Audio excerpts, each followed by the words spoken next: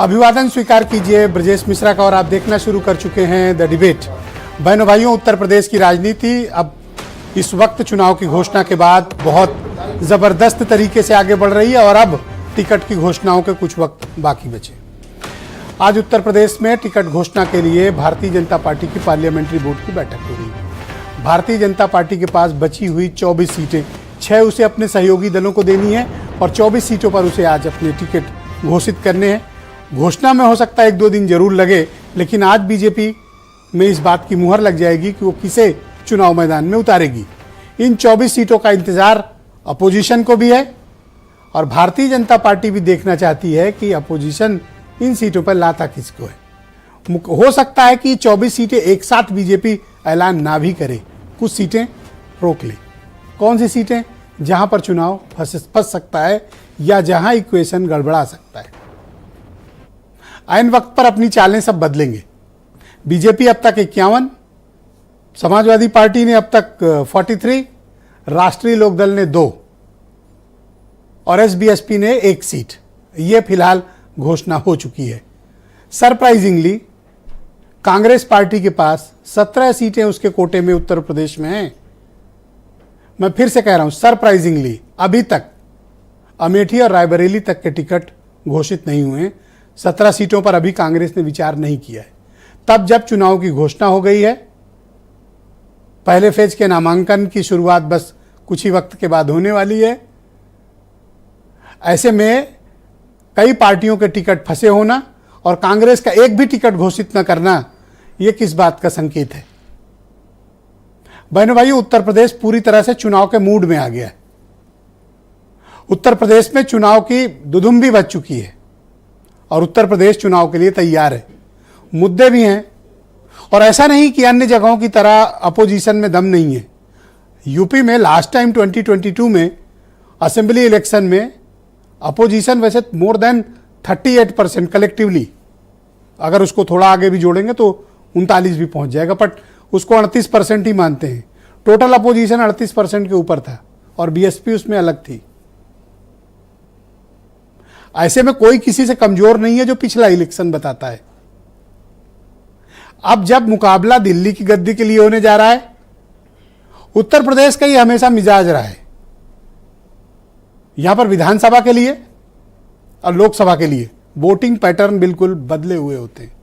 मतदाताओं का व्यवहार में अंतर होता है और वोटिंग के पद्धति में बदलाव होता है। और कमोबेश, लेकिन एक चीज मैं मानता हूं उत्तर प्रदेश के बारे में, अब पिछले कई चुनावों का अगर आप आकलन करके देखें, उनको रिसर्च करें, तो पश्चिम से जो हवा बहती है ईस्ट तक आपको वही मिलेगी। जो बांदा में चल रहा होता है वो बहराइच की तरफ भी चल रहा होता है।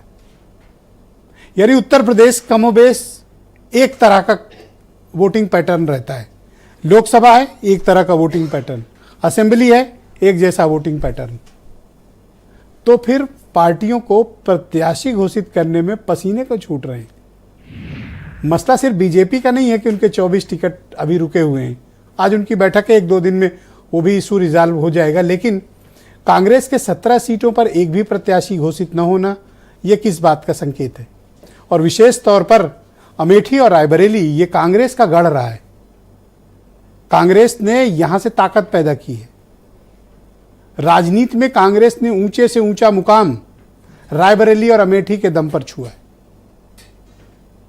तो फिर क्या वजह है कि कांग्रेस यहां से टिकट घोषित करने में फिलहाल परहेज कर रही है? क्या गांधी फैमिली से कोई अमेठी रायबरेली आएगा या फिर इस बार कार्यकर्ताओं के ही भरोसे ये दोनों सीटें छोड़ दी जाएंगी?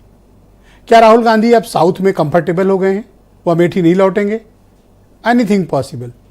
लेकिन अभी तक 17 सीटों पर कोई भी सीट घोषित न होना, ये कांग्रेस के कार्यकर्ताओं को भी थोड़ा सरप्राइज करता है और मीडिया भी इस बात को भी एनालिसिस नहीं कर पा रहा कि इसके पीछे का मकसद क्या है। अब जब चुनाव बिल्कुल नजदीक है, सीटों पर आकलन शुरू हो चुका है। आप कुछ स्टेटमेंट सुनिए, फिर आज की परिचर्चा को हम आगे बढ़ाएंगे।